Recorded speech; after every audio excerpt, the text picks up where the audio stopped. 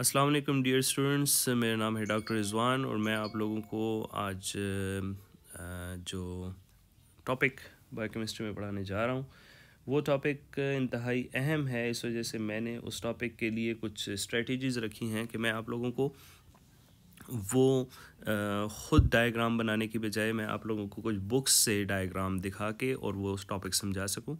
हम लोगों ने लास्ट जो टॉपिक पढ़ा था वो टॉपिक था होमोपोलीसेकेराइड्स का। होमोपोलीसेकेराइड्स के बारे में मैंने आप लोगों को तफसील से बताया था कि होमोपोलीसेकेराइड्स वो पॉलीसेकेराइड्स होते हैं कि जो सेम कार्बोहाइड्रेट्स के यूनिट्स के साथ मिलके बने होते हैं, यानी उनके अंदर जो ग्लूकोज के यूनिट्स होते हैं वो सेम होते हैं।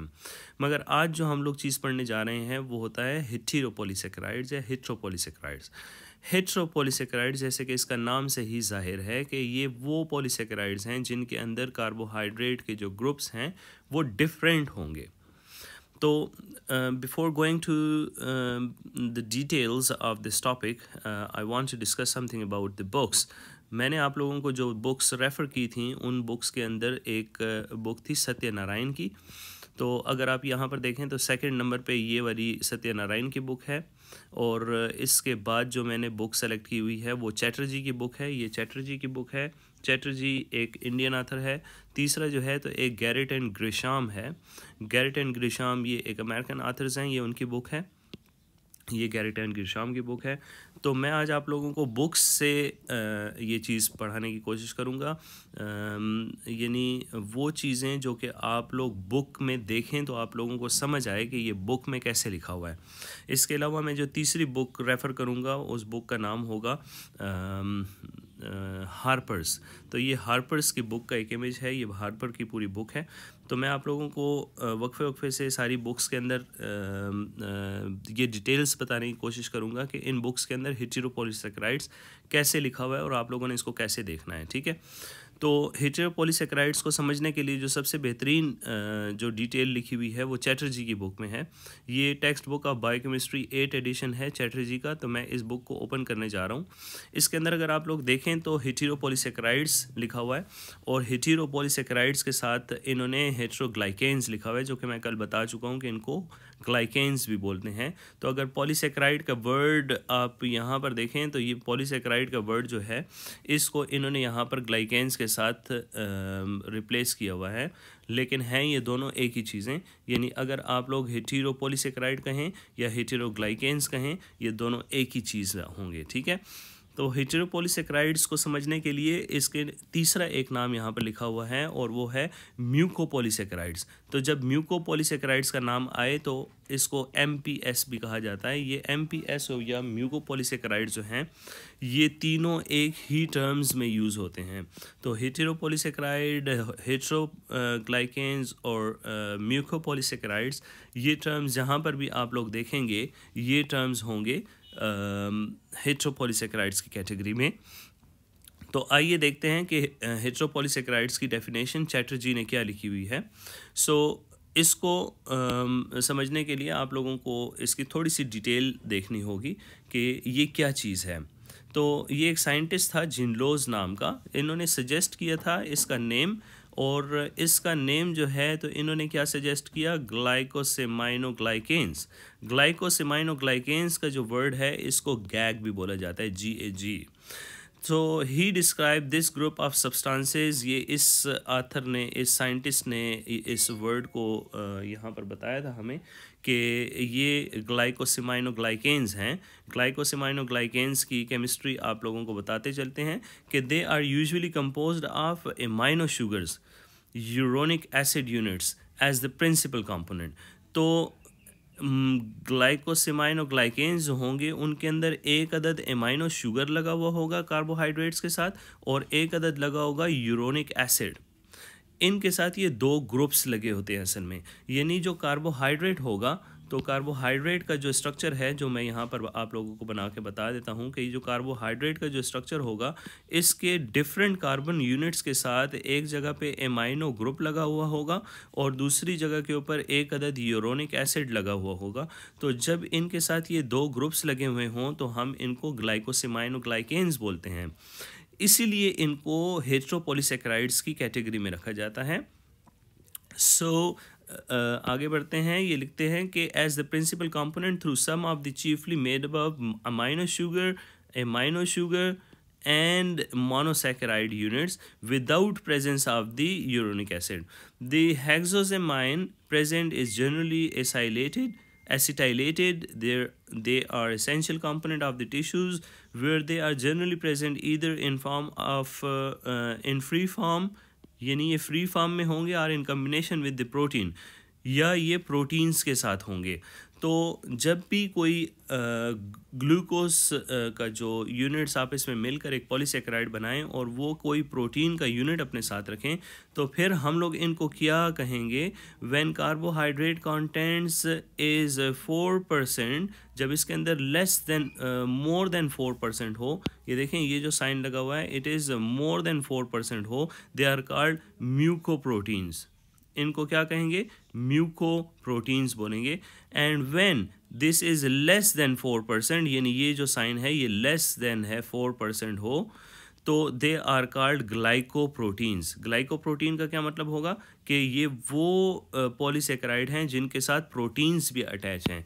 तो ये ग्लाइकोप्रोटीन और ये म्यूकोप्रोटीन, दोनों में डिफरेंस इतना होगा कि जब कार्बोहाइड्रेट कंटेंट लेस देन 4% हो तो इनको हम लोग म्यूकोप्रोटीन्स बोलेंगे, और अगर ये मोर देन 4% ग्लाइको कंपोनेंट इसके साथ लगे हों तो इनको ग्लाइकोप्रोटीन्स बोला जाता है। मैं आप लोगों को इसकी फर्दर क्लासिफिकेशन बताता चलूँ। ये इन्होंने क्लासिफाई किया हुआ है, इनकी क्लासिफिकेशन के मुताबिक हेट्रोपॉलीसेकेराइड्स जो कि म्यूकोपॉलीसेकेराइड हों, यानी वो कि जिनके अंदर मोर देन 4% कार्बोहाइड्रेट्स लगे हुए हों, इनकी क्लासिफिकेशन इन्होंने इस तरह से की हुई है। यानी MPS म्यूकोपॉलीसेकेराइड या न्यूट्रल होंगे या एसिडिक होंगे। अगर एसिडिक होंगे तो एसिडिक के अंदर सल्फेट फ्री भी हो सकते हैं और सल्फेट कंटेनिंग भी हो सकते हैं। तो म्यूकोपॉलीसेकेराइड की जो आगे फर्दर जो क्लासिफिकेशन है उसमें न्यूट्रल है और एसिडिक है। अगर आप न्यूट्रल को देखें और साथ में एसिडिक को देखें तो आप लोगों को वर्ड मालूम होगा कि ये वर्ड एसिड, बेस और न्यूट्रल से निकला हुआ है। यानी वो चीज़ जिसकी pH जो है वो 7 में हो, यानी ये अगर हमारे पास pH है 14 तक होती है, तो अगर 1 से लेकर 7 तक हो तो इसको हम लोग 7 से नीचे वाले को एसिडिक बोलते हैं, ये एसिडिक होता है। अगर ये 7 के दरमियान में हो, 7 हो या नियर टू 7 हो तो हम इसको न्यूट्रल बोलते हैं, और अगर 7 से ऊपर कोई चीज़ हो तो इस pH को हम लोग बेसिक pH बोलते हैं। तो इन्होंने क्लासिफिकेशन की हुई है on the basis of acid, neutral and sulphate free और सल्फेट कंटेनिंग, यानी वो कार्बोहाइड्रेट जिनके साथ सल्फेट्स ग्रुप हों या वो जिनके साथ सल्फेट ना हो, इसको हम लोग सल्फेट फ्री या सल्फेट कंटेनिंग बोलते हैं। तो पहले एक नज़र देख लेते हैं कि इन्होंने एसिड सल्फेट फ्री MPS को किस में रखा हुआ है। यानी ये जो एसिड सल्फेट फ्री है, ये एसिड सल्फेट फ्री में कौन कौन से आते हैं। तो एसिड सल्फेट फ्री में जो सबसे पहला नाम आप लोग देखेंगे, इसको बोलते हैं हाइल्यूरोनिक एसिड, और हाइल्यूरोनिक एसिड के बाद आता है कॉन्ड्राइटिन। देखें ये भी सल्फेट फ्री है और ये भी सल्फेट फ्री है, और अगर आप देखें हाइल्यूरोनिक एसिड तो ये भी सल्फेट फ्री है। तो दो किस्म के एसिडिक कंडीशन में सल्फेट फ्री वाले हैं, और सल्फेट कंटेनिंग फिर बाद में आते हैं, ये सल्फेट कंटेनिंग है। तो अगर आप लोग देखें तो सल्फेट कंटेनिंग MPS को हम लोग बोलते हैं। इनके अंदर कौन कौन से आते हैं, कैरेटिन सल्फेट, कैरेटिन सल्फेट, तो इनको कैरेटिन सल्फेट बोलते हैं, और कॉन्ड्राइटिन सल्फेट, ये इनकी मज़ीद कैटेगरी है जिसके अंदर के ये सल्फेट कंटेनिंग में आएंगे। तो ये कैटेगरी अगर आप लोग देखें तो इसमें एक है हाइल्यूरोनिक एसिड, एक है कॉन्ड्राइटिन सल्फेट, सल्फेट फ्री में, और ये है सल्फेट कंटेनिंग में कैरेटिन सल्फेट और कॉन्ड्राइटिन सल्फेट। ठीक हो गई बात। तो हम लोग इसको आगे जाके देखते हैं कि ये कैटेगरीज़ इन्होंने किस तरीके से बनाई हुई हैं। अगर हम दूसरी बुक के ऊपर रेफ़र करें, सत्यनारायण की बुक में, तो सत्यनारायण की बुक ने जो इस हेट्रोपॉलीसेकेराइड्स की डेफिनेशन की है, तो ये कहते हैं कि when polysaccharides are composed of different types of sugar are their derivatives. तो ये अगर आप लोगों को उसकी कार्बोहाइड्रेट की डेफिनेशन अगर आप लोगों को याद हो तो मैंने आप लोगों को कहा था शुगर्स आर देयर डेरिवेटिव्स होते हैं। तो they are refer to as heteropolysaccharides or heteroglycans. ठीक है, इन्होंने क्या कहा हुआ है, इन्होंने म्यूकोपॉलीसैकेराइड को, जो कि मैं आप लोगों को ऊपर डिफाइन कर चुका हूँ कि म्यूकोपॉलीसैकेराइड कौन से होते हैं जिसमें मोर देन 4% कार्बोहाइड्रेट यूनिट्स हों। तो mucopolysaccharides or heteroglycans made above repeating units of the sugar derivative, जिनके अंदर रिपीटिंग यूनिट्स हों शुगर के, यानी ये रिपीटिंग शुगर यूनिट्स हैं इनके अंदर। और ये रिपीटिंग शुगर यूनिट्स जो होते हैं namely amino sugars and uronic acid, वही बात है। They are more commonly known as glycosaminoglycans, जिनको कि GAG या गैग्स बोला जाता है, क्योंकि इनके अंदर ग्लाइकोसेमाइनोग्लाइकेन्स हैं। तो ग्लाइकोसेमाइनो, एमाइनो का लफ्ज़ यहाँ पर देखें आ गया, ग्लाइकोसेमाइनो, तो ये एमाइनो शुगर हो गया, और ये ग्लाइकोसेमाइनोग्लाइकेन्स के अंदर यूरोनिक एसिड भी होता है। तो आगे देखते हैं एसिटाइलेटेड एमाइनो ग्रुप्स, इनकी एमाइनो ग्रुप्स की एसिटाइलेशन हुई होती है, ये हम आगे देखेंगे। Beside sulphate and carboxyl group are generally present in the GAG structure, इनके अंदर सल्फेट भी मौजूद होता है और कार्बोक्सिल ग्रुप भी मौजूद होते हैं। ठीक है, बिसाइड्स का मतलब इसके अलावा। The presence of sulphate and carboxyl group contribute to the acidity of the molecules making them acidic mucopolysaccharide.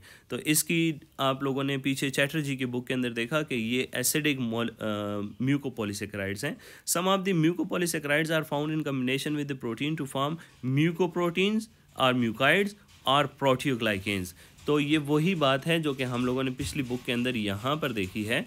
तो इन्होंने भी यही बात की हुई है कि ये या तो एसिडिक सल्फेट फ्री या सल्फेट कंटेनिंग या फिर न्यूट्रल होंगे। ठीक है, तो ये वही वाली बात इन्होंने यहाँ पर रिपीट की हुई है सत्यनारायण की बुक के अंदर भी। ठीक हो गई बात। तो हम लोग आगे जाकर इसकी थोड़ी सी डिटेल देखेंगे कि ये डिटेल में क्या कहते हैं। तो इसकी जो डिटेल है इसके अंदर अगर आप ये देखें तो एक ये आ गया, ये देखिए, मैं गैरेट एंड ग्रेशाम की बुक खोलता हूँ तो अब आप लोगों को सारी बात वाज़ेह हो जाएगी।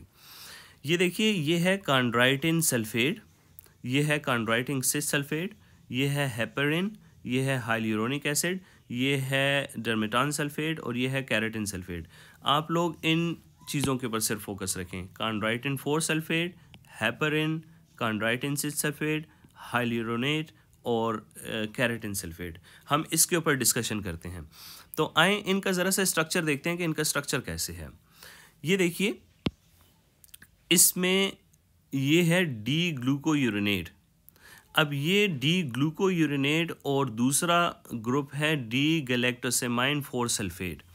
ये देखिए इधर, ये पूरे का पूरा कार्बोहाइड्रेट है, लेकिन यहाँ पर सिर्फ ऊपर क्या लगा हुआ है, यूरोनिक एसिड। इस चीज़ को हम लोग यूरोनिक एसिड बोलते हैं। ये यूरोनिक एसिड है। तो एक कार्बोहाइड्रेट जो है वो डी ग्लूकोयूरेनेट है और ये बीटा कन्फिग्रेशन में लगा हुआ है। देखें, ये बीटा है, इसने यहाँ पर ये ग्लाइकोसिडिक बॉन्ड बनाया हुआ है। ये देखें, ये ग्लाइकोसिडिक बॉन्ड है। तो जब डी ग्लूकोयूरेनेट यानी वो कार्बोहाइड्रेट का यूनिट जिसमें कि हमारे पास यहाँ पर ऊपर एक यूरोनिक एसिड लगा हुआ है और दूसरे को अगर आप गौर से देखें तो यहाँ पर देखें ये एसिटाइलेटेड एमाइनो शुगर है। देखें, ये एमाइन हो गया NHCCH3 और इसके साथ एक अदद O लगा हुआ है। तो इसको बोलते हैं क्या, ये है एमाइनो शुगर। ठीक है, और यहाँ पर देखें तो आप यहाँ पर देखें ये सल्फेट लगा हुआ है। तो इसके 2 नंबर के ऊपर एक एमाइनो ग्रुप है और इसके 4 नंबर के ऊपर एक सल्फेट है। तो चूंकि इसके 4 नंबर के ऊपर सल्फेट है, इस वजह से इसको हम लोग कहते हैं कॉन्ड्राइटिन 4 सल्फेट।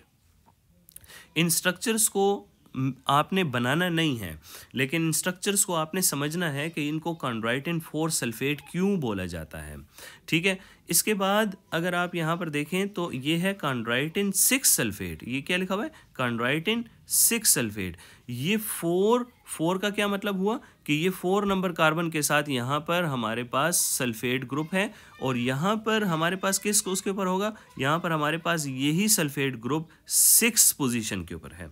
बाकी वही चीज़ें हैं, ग्लूकोरोनेट, यहाँ पर देखें यूरिक एसिड, यूरोनिक एसिड लगा हुआ है किस पोजीशन के ऊपर? 6 पोजीशन के ऊपर। इधर भी 6 पोजीशन के ऊपर था, ये मैं आप लोगों को यहाँ पर बता देता हूँ। ये 6 नंबर कार्बन है और यहाँ पर देखें ये यूरोनिक एसिड लगा हुआ है।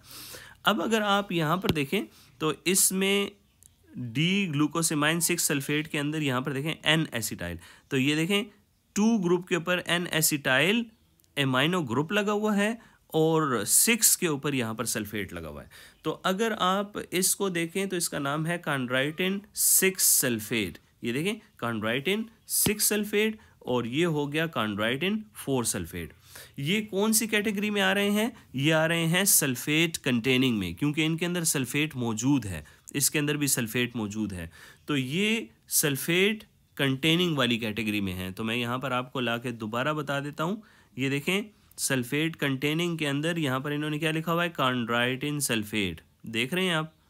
डिटेल्स में हम लोग बाद में जाएंगे, पहले आप इनकी कैटेगरीज देख लें कि ये कॉन्ड्राइटिन सल्फेट जो आपने वहाँ पर पढ़ा, ये कॉन्ड्राइटिन सल्फेट कौन सा था। अब हम देखते हैं गैरेट एंड ग्रिशाम में दोबारा कि इन्होंने दूसरा स्ट्रक्चर कौन सा बनाया हुआ है। इन्होंने दूसरा स्ट्रक्चर जो बनाया हुआ है जनाब, ये है हेपरिन। हेपरिन को देखें तो हेपरिन भी बड़ी इंटरेस्टिंग चीज़ है। हेपरिन के अंदर एक डी ग्लूकोयूरोनेट सल्फेट आया हुआ है। अब यहाँ पर देखें डी ग्लूकोयूरोनेट सल्फेट, तो ये सल्फेट कहाँ पर है इसका? ये यूरोनिक एसिड हो गया और ये 2 के ऊपर इसका सल्फेट ग्रुप आया हुआ है।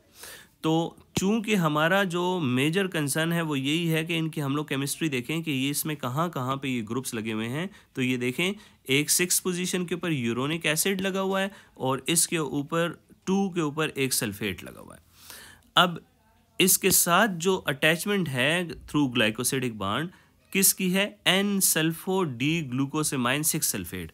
तो ये देखें ये एमाइनो सल्फेट हो गया और ये 6 के ऊपर भी एक सल्फेट आ गया। तो इस स्ट्रक्चर को हम लोग बोलते हैं हेपरिन का स्ट्रक्चर। तो देखें इनके पास भी सल्फेट्स हैं, ये हेपरिन हो गया।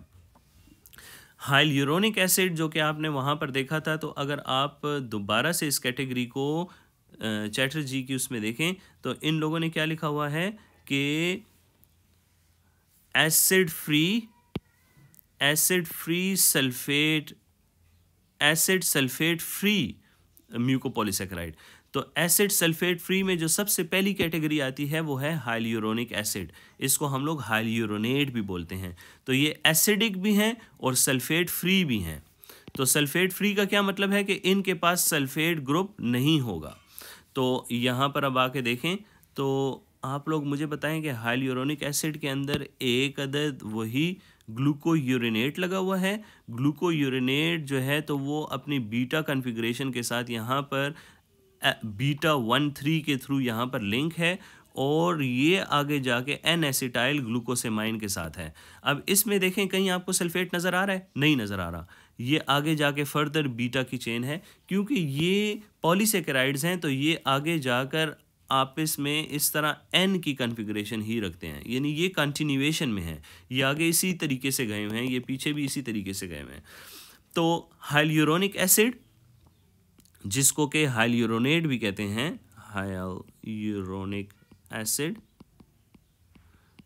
ये हाइल्यूरोनिक एसिड है तो ये सल्फेट फ्री है। तो देखें यहाँ पर कहीं भी आपको सल्फेट नज़र नहीं आएगा। ये ग्लूकोयूरिनेट हो गया, ये एन एसिटाइल एमाइन हो गया और बाकी सारे का सारा वही है। सिर्फ ये कन्फिग्रेशन देखेंगे इसके अंदर कन्फिग्रेशन क्या है। ठीक है, इसके बाद हम लोग आते हैं कैरेटिन सल्फेट के ऊपर। तो कैरेटिन सल्फेट मैंने आपसे कहा कि इसके ऊपर भी फोकस रखेंगे, तो मैं इसको यहाँ पर ये मिटा देता हूँ ताकि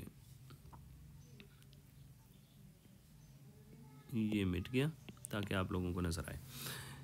ये देखें कैरेटिन सल्फेट के अंदर गैलेक्टोज लगा हुआ है। ये देखें ये गैलेक्टोज है, ये गैलेक्टोज हो गया। गैलेक्टोज में 4 नंबर का जो हाइड्रोक्सिल ग्रुप है ये ऊपर की जानिब आया हुआ है। देखें 4 नंबर का जो वो है ये ऊपर की जानिब है, और आप अगर इसको यहाँ पर देखें तो ये एक दूसरे के साथ इस कैटेगरी के साथ मिले हुए हैं। और इसमें जो दूसरा ग्रुप है ये है N acetyl D glucosamine 6 sulphate. तो ये देखें एन एसिटाइल, तो ये एसिटाइल ग्रुप लग गया इसके साथ, और 6 के साथ यहाँ पर सल्फेट लगा हुआ है। तो ये जब दोनों आपस में मिलते हैं तो इसको हम लोग बोलते हैं केराटिन सल्फेट। ठीक हो गई बात। तो ये हमारे पास कुछ ग्रुप्स थे जो कि हेट्रोपॉलीसेकेराइड की कैटेगरी के अंदर आते हैं। तो जब भी आप लोगों के पास हेट्रोपॉलीसेकेराइड का वर्ड आए तो आप लोगों ने कौन कौन सा नाम याद रखने हैं। एक है कॉन्ड्राइटिन फोस्फेट, दूसरा है कॉन्ड्राइटिन 6 सल्फेट, तीसरा है हेपरिन, चौथा है हाइल्यूरोनिक एसिड, और पांचवा है केराटिन सल्फेट। इनको आपने कैटेगराइज किस तरीके से करना है कि वो ग्रुप जो कि सल्फेट कंटेनिंग होते हैं उनमें कॉन्ड्राइटिन 4 सल्फेट, कॉन्ड्राइटिन 6 सल्फेट और केराटिन सल्फेट, और जो सल्फेट नहीं रखते उनके अंदर है हेपरिन और हाइल्यूरोनिक एसिड। ठीक है, अब हम इनका देखेंगे कि इनका फंक्शन क्या है, इनका रोल क्या है हमारी बॉडी के अंदर। ये तो इसकी क्लासिफिकेशन थी, विद स्ट्रक्चर मैं आपको समझाना चाह रहा था। अब हम देखेंगे कि इनका एक एक का फंक्शन क्या है। तो गौर से देखें,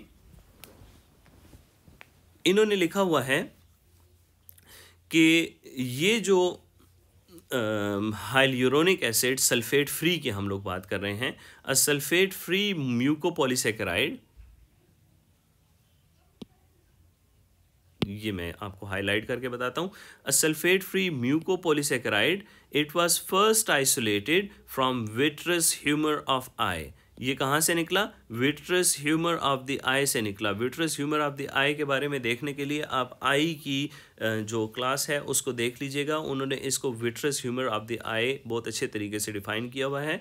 आप रेफ़र कर सकते हैं डॉक्टर ज़ुहैब शाह के आई की एनाटमी वाले लेक्चर को। Later it was found to be present in synovial fluid. Synovial fluid कौन सा होता है? साइनोवियल फ्लूइड साइनोवियल जॉइंट के अंदर होता है हमारे पास, जो कि जॉइंट के अंदर हमारे जो बोन्स के जो जॉइंट्स हैं, जैसे कि हमारा नी जॉइंट है। तो आप लोगों ने कभी कुर्बानी में देखा हो कि कुर्बानी करते हुए जब हड्डी के उस जोड़ को तोड़ा जाता है तो उसके अंदर से एक वाइटिश क्लियर किस्म का एक सब्सटेंस निकलता है जो बिल्कुल लेसदार होता है। ये साइनोवियल फ्लूइड होता है। स्किन के अंदर पाया जाता है, अम्बेलिकल कार्ड के अंदर पाया जाता है, हेमोलिटिक स्ट्रेप्टोकोकाई के अंदर है, एंड इन र्यूमेटिक न्यूड्यूल्स के अंदर ये पाया जाता है। तो कहाँ कहाँ पे हाइल्यूरोनिक एसिड पाया जाता है? Synovial fluid, vitreous humour of the I, skin, umbilical card, haemolytic streptococci और र्यूमेटाइड न्यूड्यूल्स के अंदर। It occurs both free and salt like combination with protein and form so-called ground substance for the mesenchyme, an integral part of the gel-like ground substance of the connective and other tissues. Connective tissues के दरमियान में ये gel like होता है। ये बिल्कुल इस तरह से कि जैसे लेसदार सा क्रिस्टल कलर का एक होता है, बिल्कुल क्लियर क्रिस्टल कलर का ये कंपाउंड है, जिसकी वजह से कि ये इन चीज़ों के अंदर रेजिस्टेंस को रोकता है। ये हाइल्यूरोनिक एसिड का बहुत बड़ा किरदार है हमारी बॉडी के अंदर, और ये इन जगह के ऊपर मौजूद है। ठीक है, इसके बाद अगर आप देखें तो कॉन्ड्राइटिन जो कि मैंने आपको दो किस्में बताई, एक थी कॉन्ड्राइटिन 4 सल्फेट और एक था कॉन्ड्राइटिन सल्फेट। कॉन्ड्राइटिन के बारे में अनदर, ये इन्होंने यहाँ पर सल्फेट फ्री लिखा हुआ है, लेकिन यहाँ पर सल्फेट वाले की बात हम लोग करेंगे। Found in the cornea and has been isolated from the corneal cartilage और differ from the hyaluronic acid only that the N acetyl glycosamine instead of N acetyl glycosamine. तो ये एन एसिटाइल गैलेक्टोसेमाइन है यहाँ पे, और ये है एन एसिटाइल ग्लूकोसेमाइन। तो इसका स्ट्रक्चर देखते हैं कि ये यहाँ पर क्या कहता है। ये देखें, ये इसके अंदर क्या है? ग्लूकोसेमाइन। हाइल्यूरोनिक एसिड के अंदर यहाँ पर है ग्लूकोसेमाइन, लेकिन कॉन्ड्राइटिन के अंदर आप देखें तो ये गैलेक्टोसेमाइन है, यानी ये गैलेक्टोज के साथ एमाइन लगा हुआ है। ये देखें, ये गैलेक्टोज है और ये है ग्लूकोज। ठीक है, तो इनका जो फ़र्क है वो सिर्फ इतना है कि ये यहाँ पर ग्लूकोसेमाइन रखता है और ये यहाँ पर गैलेक्टोसेमाइन रखता है। आगे देखें, कि आगे ये क्या कहता है, सल्फेट कंटेनिंग में ये कैरेटिन सल्फेट वाला जो है, a sulphate containing amine acid MPS found in the costal cartilage and cornea has been isolated from the bovine cornea.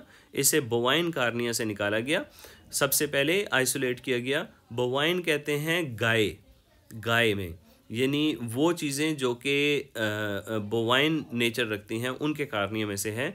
It has been reported to be present in the nucleus pulposus and the wall of aorta, और इसको wall of the aorta के अंदर भी इसकी presence जो है तो वो शामिल होती है। इसके अलावा अब अगर आप देखें कॉन्ड्राइटिन सल्फेट के बारे में, जो कि हम लोगों ने 4 वाला भी पढ़ा और 6 वाला भी पढ़ा, तो they are principal MPS in the ground substance of the mammalian tissue and the cartilage. इसका भी कार्टिलेज के अंदर है। They occur in the combination with protein and are so called the chondroitin protein. एक इसमें 4 कॉन्ड्राइटिन सल्फेट है और एक इसके अंदर 6 कॉन्ड्राइटिन सल्फेट है, ठीक है। तो 4 वाला कहाँ पर होता है, it is present chiefly in the cartilages, adult bone and cornea, ये कॉर्निया में पाया जाता है, ठीक है। तो एडल्ट्स की बोन में और कॉर्निया के अंदर कॉन्ड्राइटिन सल्फेट का बहुत ज़्यादा ताल्लुक है। मैं आप लोगों को कुछ ऐसी ड्रग्स बताऊंगा कि जिनके अंदर कॉन्ड्राइटिन सल्फेट जब हमारी बॉडी के अंदर कम हो जाता है तो हम लोग कॉन्ड्राइटिन सल्फेट को बाहर के सोर्स से भी लेते हैं ताकि हमारे कार्टिलेज और हमारी बोन्स जो हैं तो वो सेफ़ रहें। वो लोग जिनके के घुटनों का प्रॉब्लम होता है और उनके घुटनों में से आवाज़ आती है या उनके जोड़ों में से आवाज़ें आना या जोड़ों में दर्द होता है, तो उनके अंदर कॉन्ड्राइटिन सल्फेट की कमी आ जाती है। ये असल में बुढ़ापे में ये चीज़ देखने को मिलती है, जिसमें कि बुढ़ापे में ये चीज़ें कम हो जाती हैं तो फिर हमें एक्सटर्नल सोर्स से लेना पड़ता है, ठीक है।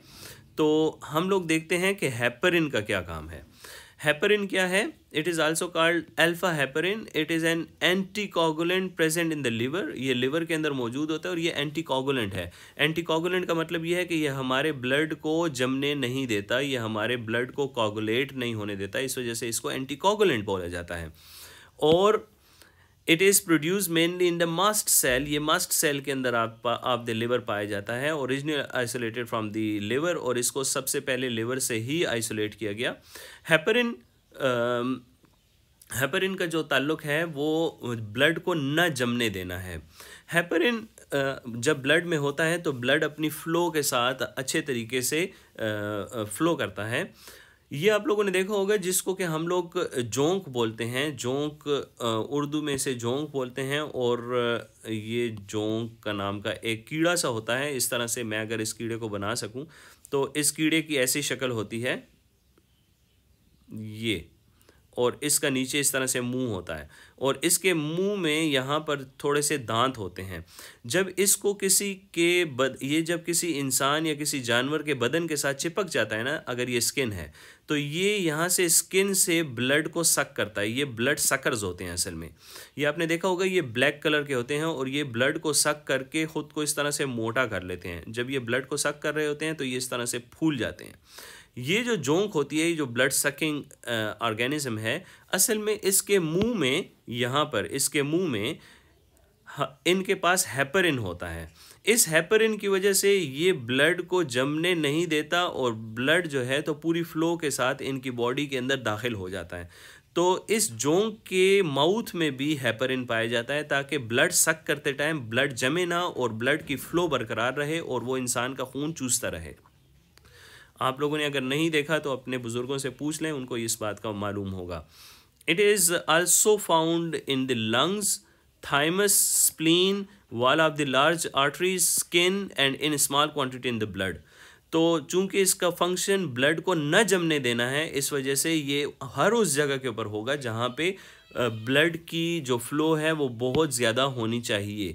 जैसे कि हमारे लंग्स के अंदर भी ब्लड का ना जमना ज़रूरी है, हमारी स्प्लीन के अंदर भी, हमारी थाइमस के अंदर भी, हमारी लार्ज आर्टरीज़ के अंदर पाया जाता है, स्किन के अंदर पाया जाता है और small quantity in the blood पाया जाता है ताकि ब्लड की अपनी फ़्लो बरकरार रहे।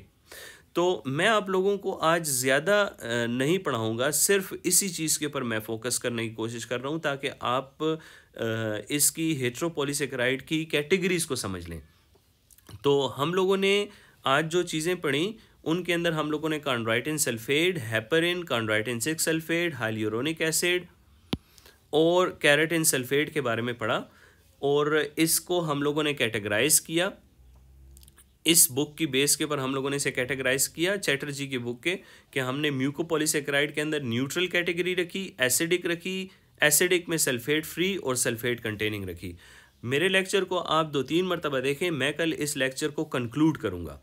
आज के लिए आप लोगों ने जस्ट यही समझना है कि इनका स्ट्रक्चर और इनके फंक्शंस कौन कौन सी जगह के ऊपर हैं। मैं कल आप लोगों को इसका पूरा स्केच बना के दूंगा ताकि आप लोगों को मज़ीद समझ आ सके।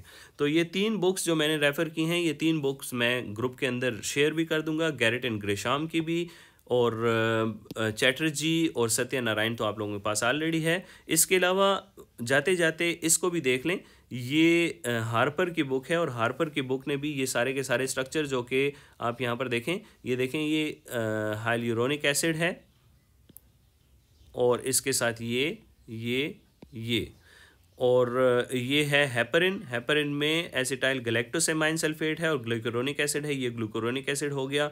ये सल्फेट ग्रुप इधर और ये सल्फेट एमाइन ग्रुप इधर, ये कंड्राइटिन सल्फेट है और ये हेपरिन है। हेपरिन के अंदर यहाँ पर और यहाँ पर आप देख रहे हैं। तो ये आप लोगों ने आज ज़रूर इस टॉपिक को रिव्यू करना है और कल मैं आप लोगों को इसकी हर एक चीज़ की पूरी एक डिटेल दूंगा। आज आप लोगों ने सिर्फ हेटेरोपॉलीसेकेराइड की इस क्लासिफिकेशन को बार बार इस लेक्चर को देखकर समझना है कि मैंने इसको कैसे बयान किया, और बुक्स में पढ़ें भी, ठीक है। Thank you very much.